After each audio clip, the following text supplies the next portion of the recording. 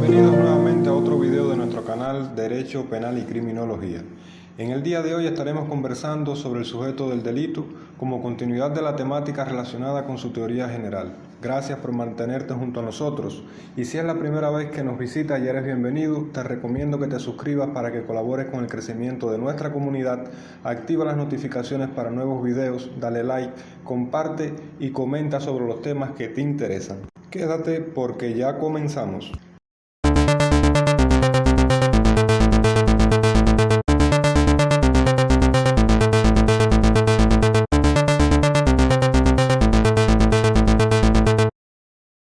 En el video anterior analizamos la teoría del bien jurídico como objeto de protección del derecho penal y junto a ello la clasificación de los delitos en correspondencia a la lesión, daño o el peligro que representan para las relaciones sociales, apoyados en contenidos didácticos que facilitan la comprensión de los temas estudiados y recursos visuales que de seguro te serán útiles. Así que te invito a que revises los videos anteriores y déjanos tus comentarios para saber si es correcto el sentido en el que estamos trabajando. Iniciando entonces con la temática de hoy, es válido recordar lo analizado sobre la estructura del delito, donde veíamos al sujeto como un elemento importante en esa construcción teórica. Por esta razón, le estaremos dedicando los próximos minutos a su estudio en los que pretendemos cumplir los siguientes objetivos. Conocer qué es el sujeto del delito, los requisitos, tiempos y fundamentos de la imputabilidad, así como la clasificación del delito según el sujeto en que interviene. Así que continúa con nosotros y comparte tus impresiones a medida que desarrollamos el contenido. El delito, como hemos expresado, constituye una acción u omisión volitiva, es decir, un acto de voluntad ejecutado por una persona que afecta a las relaciones sociales más importantes y contiene una finalidad y un objetivo concreto.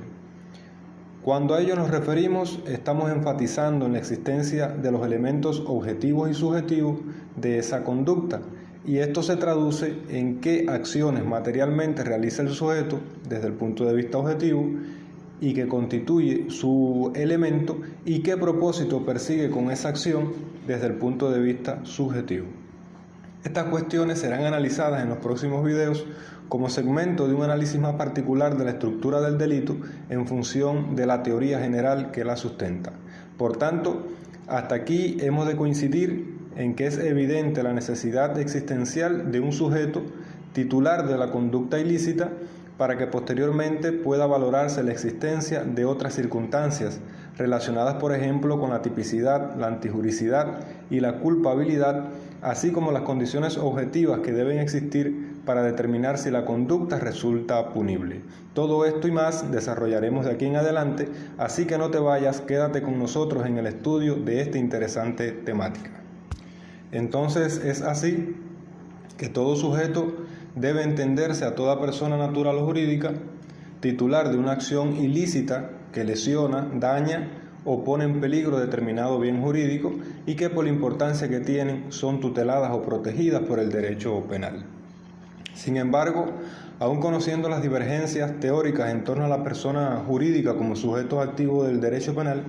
nos concentraremos en este video en la persona natural, es decir, en el sujeto biopsicosocial con capacidad para determinar el alcance de su acción, dirigir su conducta y responder por los actos que ejecute. Y es así que lo expuesto anteriormente nos sugiere que el sujeto en este caso debe tener la capacidad necesaria, suficiente, para conocer que su actuar es indebido o penalmente reprochable, lo que traza el camino a la imputabilidad como elemento estrechamente relacionado con el sujeto. Y este es el punto de partida del principio de la responsabilidad penal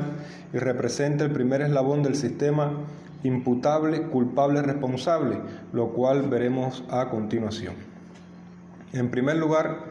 debemos definir que la imputabilidad consiste en la capacidad exigida por el derecho penal al sujeto del acto socialmente lesivo y antijurídico, es decir, al delito, para que se halle obligado a responder por él en el orden penal. Es decir, el sujeto tiene la capacidad para saber lo que hace, es imputable quien puede proporcionar, en este caso, una respuesta consciente, con plena o adecuada elaboración psicológica en la que intervienen dos funciones, a saber, la cognitiva y la volitiva. Entonces, acción y sujeto aparecen nuevamente en su relación más estrecha e imprescindible, lo que hace medir a la imputabilidad en dos puntos de vista. Desde la acción, primer punto de vista, como conjunto de condiciones que debe reunir el hecho para poder atribuirlo a su autor, y la imputabilidad del sujeto, como segundo punto de vista, es decir, el conjunto de condiciones que ha de reunir el sujeto para que un hecho se le pueda atribuir. En cuanto a la capacidad de voluntad, la doctrina ha asumido 4 criterios: el de la capacidad de deber, capacidad de pena, de culpabilidad y de responsabilidad jurídico-penal, las cuales te explico a continuación. La capacidad de deber consiste en la actitud del sujeto para ser destinatario válido de la norma jurídico-penal. En este caso, el sujeto debe comprender el sentido y alcance de la prohibición jurídico-penal, o dicho de otra forma, conoce que el acto ejecutado por él está prohibido por la ley y aún así lo realiza. También cabe la posibilidad, y creo que es la esencia de esta tesis, de que existe error en cuanto al acto realizado por un sujeto extranjero en cuyo país sería lícito, pero no así en el país en que se encuentra. Por tanto, existiría entonces una incapacidad del deber de cuidado, ya que el sujeto actúa bajo la creencia de que su actuar es correcto. En este ejemplo, su conducta, a pesar de ser antijurídica y típica de determinado delito en condiciones objetivas, ese sujeto no podría ser imputado o responder por ese hecho, pues no se puede exigir a un ciudadano extranjero, obviamente, que domine el contenido de la norma jurídico-penal del país donde se encuentra, porque esto sería imposible. Entonces, antes de viajar tendría que hacer un grado en Derecho Penal, lo cual sería un absurdo para poder dominar qué conducta es lícita o qué conducta es antijurídica. Entonces, la doctrina, en su profunda savia,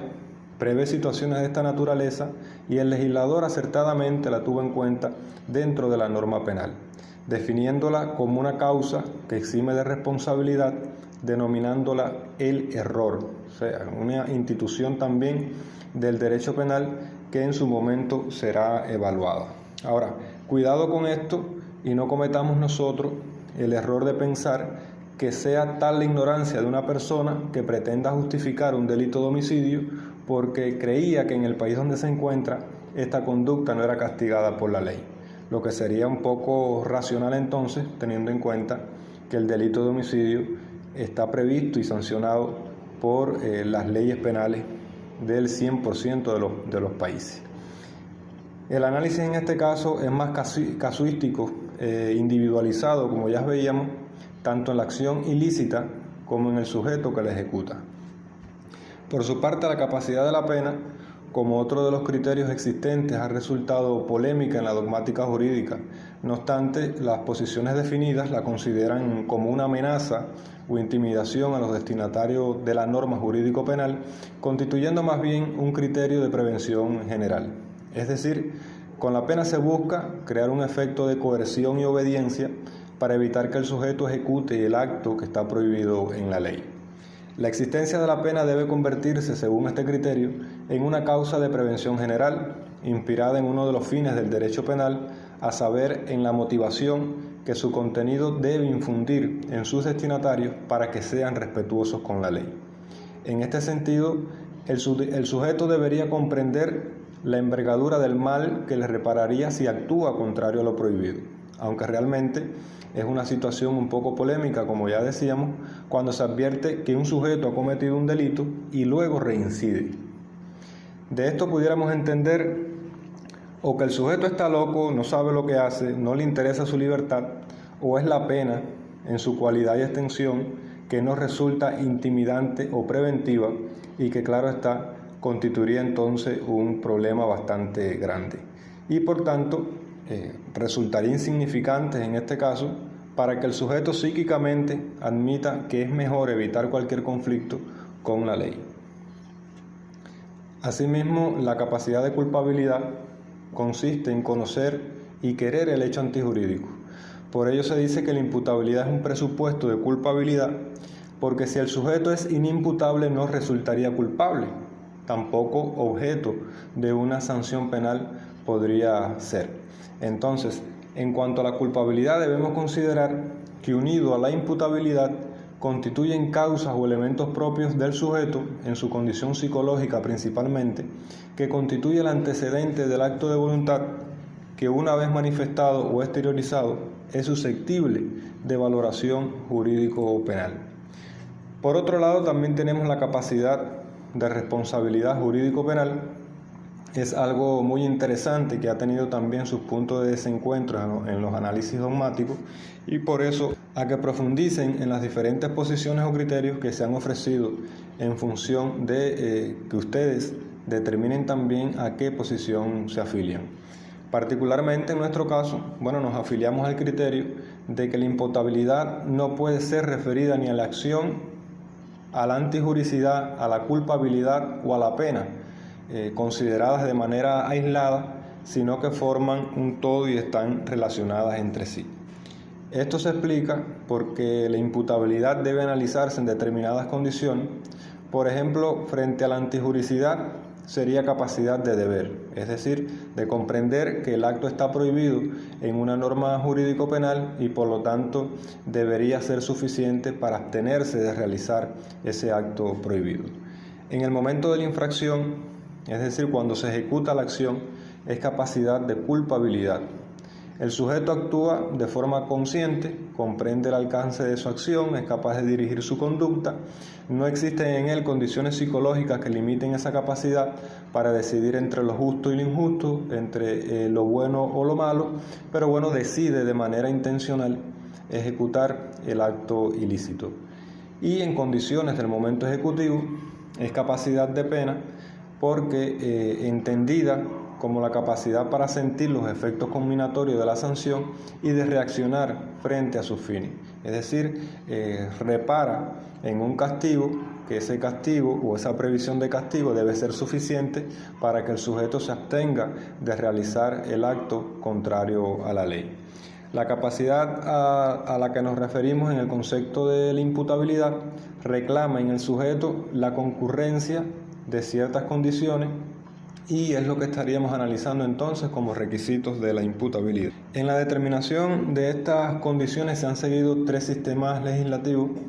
a saber el biológico, que se limita a mencionar las anomalías psíquicas que exoneran de responsabilidad, aunque no señala los efectos psíquicos que ella provoca. También el psicológico, donde se abarcan en una definición general todas las condiciones de conciencia y la voluntad, en este caso requerido para la imputabilidad o inimputabilidad del sujeto. Y por último, el biopsicológico o mixto, al que se supedita la imputabilidad a una doble condición,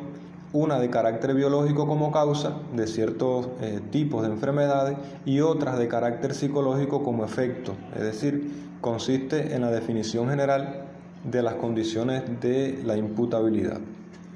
Este último más aceptado por la generalidad de las normas penales porque tienen en cuenta tanto las patologías desde el punto de vista clínico y también sus efectos en esencia de la capacidad de obrar del sujeto para considerarlo imputable o inimputable, criterios que necesariamente necesitan una base científica desde lo dogmático jurídico por una parte y los criterios más acertados en el campo de la medicina legal o forense. Entonces, si has llegado hasta aquí, te agradezco por tu compañía y mantengo mi invitación a que sigas junto a nosotros en la exploración de estos temas tan importantes. Si no te has suscrito, te invito a que lo hagas ahora, reacciona a nuestro contenido y comenta qué te parecen los temas abordados.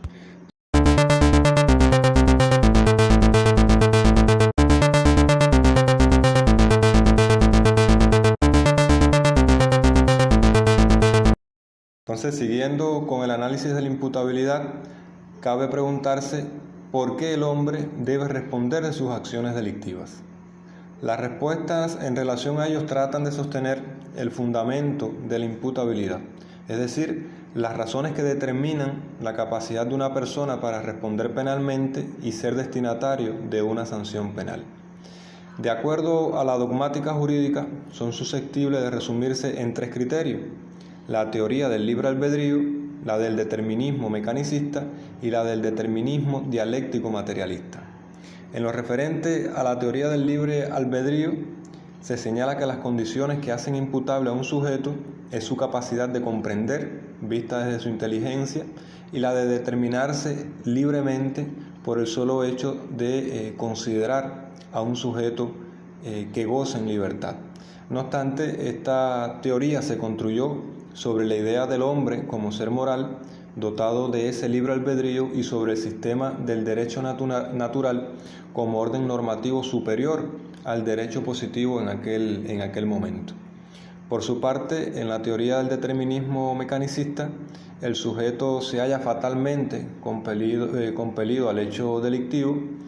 surge de los pensamientos asociados a la posesión científica asumida por César Lombroso en su teoría del hombre delincuente, es decir, por circunstancias psíquicos orgánicas referidas a determinadas anomalías categóricas propiamente del delincuente como un tipo patológico, lo que entraba en contradicción con la corriente iusnaturalista que prevalecía en ese momento también, pues para esta el anormal se hallaba fuera del derecho penal, mientras el positivismo lombrosiano consideraba el ámbito de la criminalidad total o casi totalmente patológico. En cuanto a la teoría del determinismo dialéctico materialista, apunta a que las acciones del hombre están dirigidas por la necesidad y la libertad.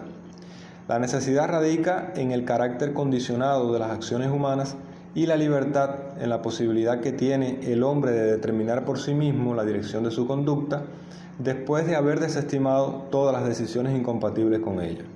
Es decir, el hombre es un ser limitado, dependiente de las condiciones objetivas y afectado también por ellas, pero también es un ser activo,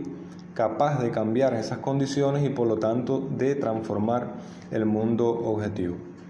Esto significa que sus actos responden de una manera inmediata a la necesidad,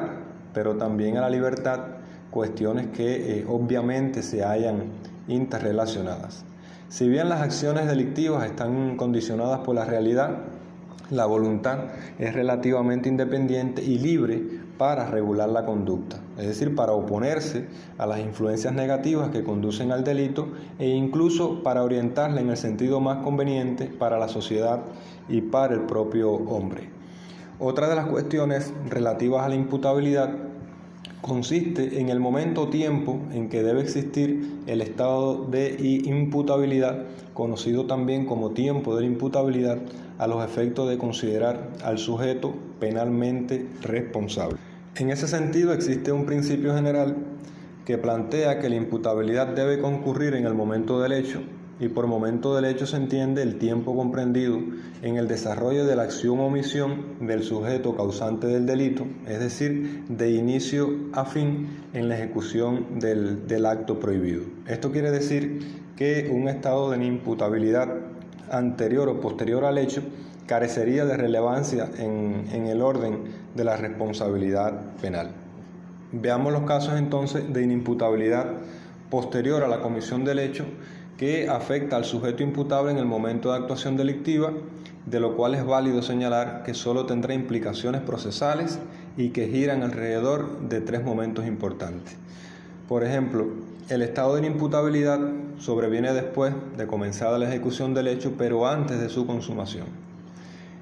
Este caso puede originarse cuando la acción del sujeto y el resultado delictivo están separados en el tiempo. Este supuesto se suscita en la denominada acción con complemento, o sea, cuando el sujeto se vale para la consumación del delito de las fuerzas naturales, es decir, eventos climatológicos de otra naturaleza, de la conducta de un tercero también que resulta inocente porque ignora el carácter delictivo del acto, o del propio comportamiento de la víctima en igual sentido. Con posterioridad a la ejecución del delito, pero antes de iniciarse el cumplimiento de la sanción, en este caso, concluida la fase de investigación, el Ministerio Público, la Fiscalía, presentaría entonces al órgano jurisdiccional, a los tribunales de justicia, a las cortes, las actuaciones, y éste debe ordenar su archivo hasta tanto el acusado recobre la sanidad mental, disponiendo también el cumplimiento de lo que está establecido por la ley penal sustantiva para quienes ejecuten el hecho en estado de inimputabilidad. En correspondencia con los determinados ordenamientos jurídicos y en materia procesal penal, aquí se pudiera evaluar la imposición de medidas de seguridad postdelictiva.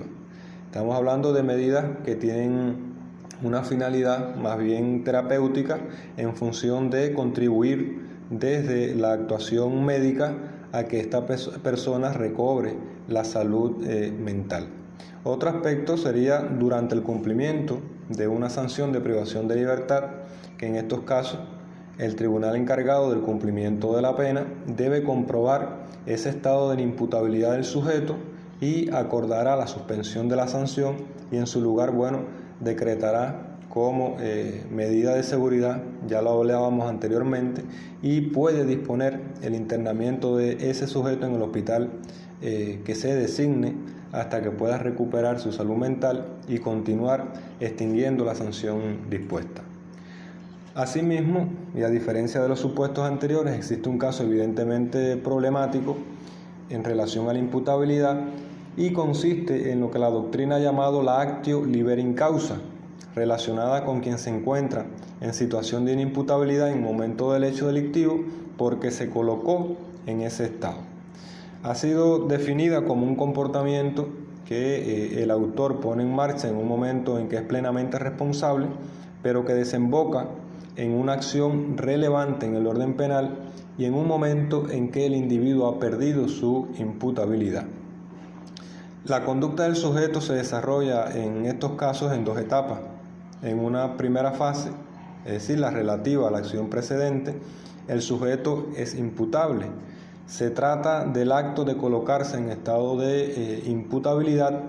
pero en una fase posterior, en este caso la correspondiente a la acción delictiva, ya el sujeto se encuentra en estado de inimputabilidad. Por consiguiente, el campo de aplicación de la actio liberi causa sería la exclusión voluntaria por el agente de su imputabilidad, teniendo en cuenta la teoría predominante, la cual señala que no se aplicarán las reglas del actio liberi causa si el sujeto no pudo haber previsto las consecuencias de su acción, aunque se haya colocado voluntariamente en ese estado de incapacidad, así tampoco si el sujeto no se ha colocado voluntariamente en ese estado. Un ejemplo muy típico de esta situación ocurre cuando tenemos un sujeto que ingiere bebidas alcohólicas en grandes cantidades, suficiente para llegar a un estado de embriaguez y que de alguna manera pierda la capacidad para comprender lo que hace. Es decir, ejecuta un hecho delictivo en ese estado y es lo que se valora hasta dónde este sujeto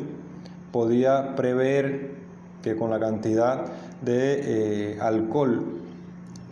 que tomó podía alterar sus capacidades al punto de cometer un delito, y si aún sabiendo que ingerir bebidas alcohólicas le traía algún trastorno psíquico de conducta, entonces debía abstenerse de no embriagarse para evitar entrar en contradicción con la ley penal. Tal interpretación implicaría más que una clara aplicación del principio: quien quiso la causa, quiso el resultado, o en otras palabras, quien es causa de la causa es causa del mal causado. Parece un trabalengua, pero tiene su lógica desde el punto de vista de la responsabilidad individual que debe asumir el sujeto en todo momento, dígase antes y después de la decisión de colocarse en un estado de inimputabilidad o conociendo que determinada conducta lo pudiera situar en ese estado. Todo ello, como hemos visto hasta aquí, gira en torno al sujeto de la actuación delictiva, cuyos delitos también pueden clasificarse de acuerdo a ese sujeto, a lo que llamaremos entonces clasificación de los delitos según el sujeto. Ahora, la posición aceptada por la doctrina: deben clasificarse los delitos según el número de sujetos y según la cualidad del sujeto. Según el número de sujetos, los delitos por el número de sujetos pueden clasificarse en dos categorías: los delitos unipersonales o unisubjetivos y los delitos pluripersonales o plurisubjetivos. En el primero hace referencia a los delitos que, de acuerdo a la definición de la norma jurídico-penal, se cometen por un solo individuo, y el segundo, donde el tipo penal exige la participación de más de un sujeto, y ejemplo de ello los tenemos en delitos de asociación para delinquir, sedición, asociaciones ilícitas, etcétera, donde varios sujetos de manera activa intervienen en el acto lesivo y tienen un fin en común, independientemente a que en el desarrollo de ese acto pudieran desempeñar roles diferentes, pero tienen la finalidad y el objetivo común en el hecho que se está ejecutando. Según la cualidad del sujeto, la teoría del derecho penal ha considerado la existencia de sujetos generales, es decir, aquellos que pueden ser cometidos por cualquier persona, así como los delitos de sujetos especiales que solo pueden ser ejecutados por un círculo determinado de sujetos.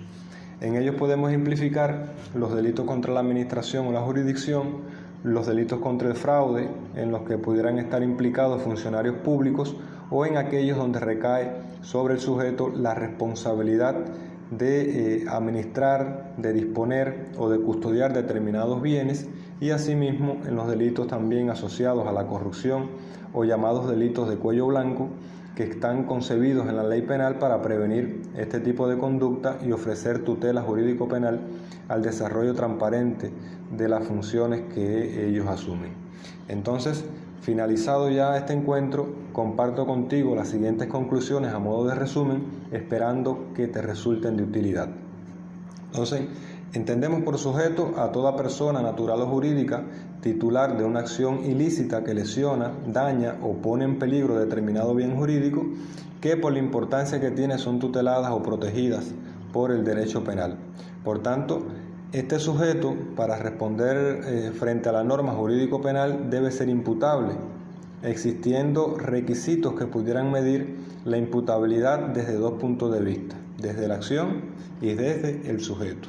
Desde la acción como un conjunto de condiciones que debe reunir el hecho para atribuirlo a su autor, y desde el sujeto el conjunto de condiciones que ha de reunir para que un hecho se le pueda atribuir a determinada persona. En cuanto a la imputabilidad del sujeto, deben tenerse en cuenta la capacidad de deber, la capacidad de pena, de culpabilidad y de responsabilidad jurídico-penal. El fundamento de la imputabilidad se ha sostenido en la teoría del libre albedrío, determinismo mecanicista y determinismo dialéctico materialista, en tanto el tiempo de la imputabilidad es posterior a la comisión del hecho, teniendo en cuenta el principio general que plantea que la imputabilidad debe concurrir en el momento del hecho. Los delitos se clasifican según el sujeto en delitos unipersonales o unisubjetivos, y según la cualidad del sujeto en sujetos generales y sujetos especiales. Y de esta forma llegamos al final de nuestro video, deseando que haya cumplido tus expectativas y te sea de utilidad.